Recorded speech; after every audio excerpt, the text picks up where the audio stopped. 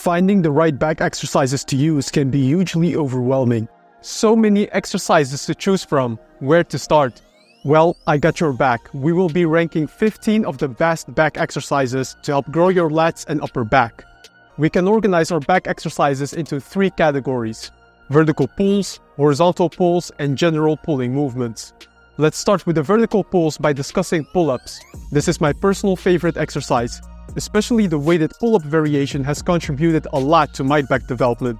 There are several pull-up variations. You can do an overhand grip, underhand grip, or neutral grip pull-up. The wide overhand grip will focus a bit more on the upper back, while the chin-up aligns the resistance more with your lats. The biceps also get trained a bit harder during chin-ups. And the neutral grip pull-up also focuses on the lat, but with less biceps involvement. For me personally, I would put pull-ups in the S tier as one of the best exercises for my back development. But not everyone is able to do pull-ups smoothly, and many people struggle with core stability during pull-ups. So because of the lower stability, I will place the pull-up at the A tier for most people as a fantastic vertical pulling movement you can do once you have mastered it, but it's not for everyone. That's why the next exercise I will discuss is a lat pull-down. The lat pull-down goes straight into the S tier list. Because it's stable, you can train a vertical pull with a full range of motion, and it's easy to overload the exercise. Even if you are able to do pull-ups, I still like incorporating the lat pull-down, so you can fully focus on overloading your back muscles without being concerned about core stability. I personally perform 2 upper body days per week. Upper body day 1 has a weighted pull-up and upper day 2 has a pull-down variation. So you can perform both the pull-ups and the lat pull-down in a complete training program because they both have a high level of effectiveness, as you can see in the tier list here next to me. Next, we have another popular vertical pulling exercise, the dumbbell pullover. This is an exercise often used by old school bodybuilders. It supposedly helps open up the ribcage and is responsible for a wider back. But research by the University of Sao Paulo shows that a dumbbell pullover mostly targets your chest. The pec major gets most activated during the exercise, whereas the lats only get slightly activated. For this reason, the dumbbell pullover has to go to the F tier as one of the worst back exercises you can do. The data speaks for itself. If you use the dumbbell pullover to stretch your chest or thoracic spine, it's all good. Also, using a cable instead of dumbbells could involve your lats a bit more. But overall, the dumbbell pullover is in the F tier for me because of its suboptimal resistance curve.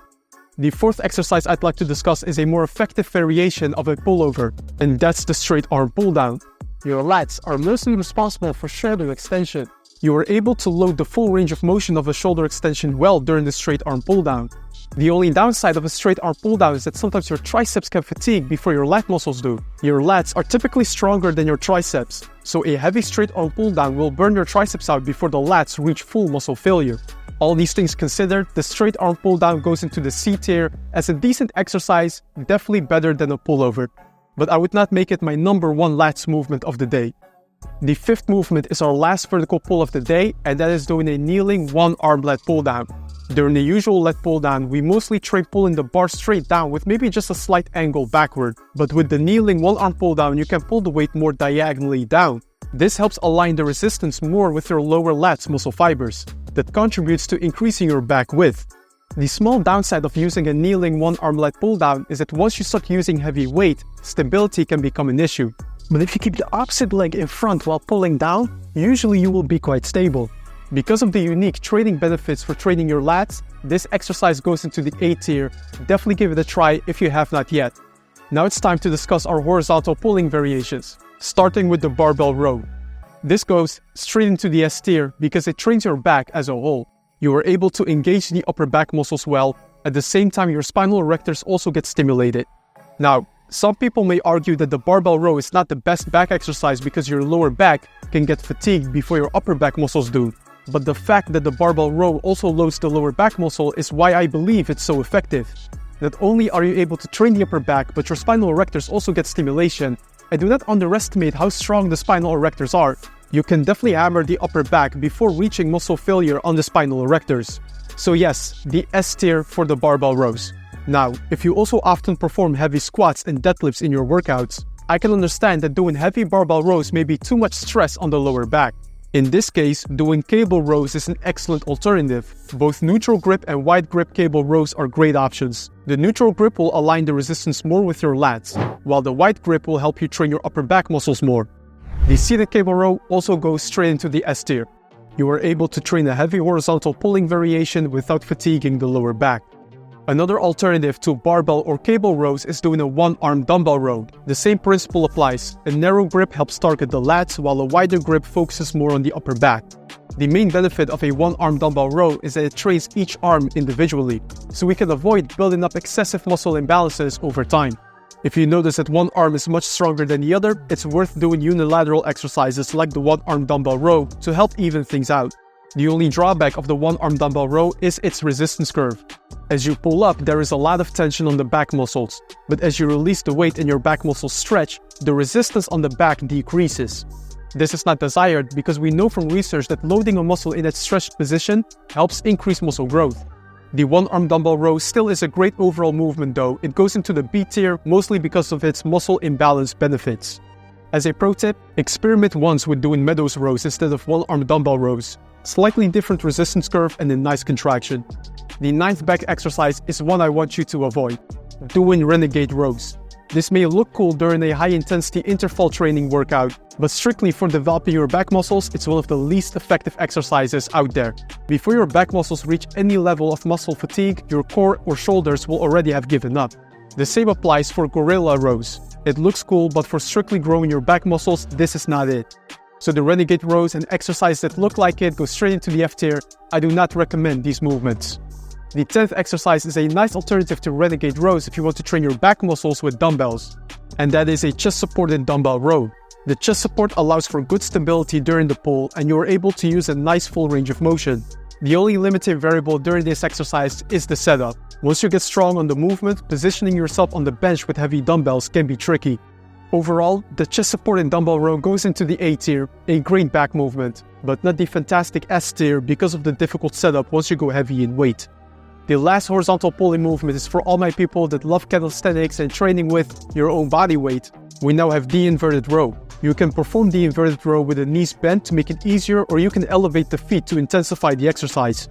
The only difficult part about the inverted row is how will you overload the movement once you get strong. Stacking plates on your stomach while doing the inverted row is a bit unstable, so I will place this exercise in the C tier. The limited progressive overload once you get strong holds you back a little bit, but still this is a good back exercise to have in your tool belt. Now it's time to get controversial by discussing our 12th exercise, and that is the conventional deadlift. Some people call this the king of all back exercises because it engages so many back muscles. But still, I will place the conventional deadlift in the C tier as an okay back exercise. I will explain. The conventional deadlift is an exercise that causes a lot of fatigue without much stimulus to back muscles you want to grow, like the lats and upper back. Now, because you can deadlift heavy weight, your upper traps and spinal erectors will receive a good amount of stimulus. So I'm not saying that the deadlift is useless, but considering the high fatigue and medium stimulus on your upper back and lats, it is in the C tier. You can train the deadlift if it's an exercise you want to get better at, just do not see it as a must-do exercise for back muscle growth. If you use the deadlift to help grow your upper traps, I actually have another exercise for you that you want to consider. The wide grip barbell shrug. As you can see in this image, the muscle fibers of your upper traps run diagonally up. So having a wider grip on shrug will improve the resistance curve for the upper trap fibers. This helps explain why there is muscle activation research suggesting that the upper traps are more active during wide grip shrugs compared to traditional shoulder width shrugs. Because of the great traps benefits, the wide grip shrug goes into the B tier. It's not an S or A tier because it's very specific only for the upper traps. The 14th exercise is a Superman raise, often used as a back exercise when you can only train with your body weight and do not have a pull-up bar at your disposal. This is better than nothing for the back if you do not have any equipment, but the resistance on your back is very low. Overall, the Superman raise goes into the D tier, a convenient exercise, but not so great for muscle stimulation. The final and 15th exercise we will discuss are Facepulls, a great movement to train your upper back while also strengthening your rotator cuffs. I personally love Facepulls, but their benefit for rotator cuff training is directly also a drawback for your back workout. The rotator cuffs are somewhat of a limiting variable and fatigue first before your actual traps or rear delts reach muscle failure. The upper back still gets nice stimulation though, so the Facepulls go into the B tier as an effective extra exercise for the rear deltoids. The improved rotator cuff strength and shoulder health is a good bonus of the Facepull. And now we have the back exercise tier list complete. As you can see on the list, movements like pull-downs, barbell rows, cable rows, and pull-ups are the exercises we should make the foundation of our program. Certain detailed exercises like the one-arm dumbbell rows, kneeling, one-arm pull-downs, and shrugs can be a nice addition as well. I apply many of these exercises in my own upper body workouts, as you can see on the screen right here in front of you. The fundamentals are covered and you can use this as inspiration. If you want my help with creating your own fully optimized training and nutrition approach to level up your fitness progress like my online coaching clients do, I recommend you to apply to my one-on-one online coaching service. And I will reach out to you to have a personal call with me to discuss your goals. For now, that's all about science-based back training. I have a very interesting video here above for you, so go ahead and check that out. I want to say thank you for your support, and I will see you in the next one.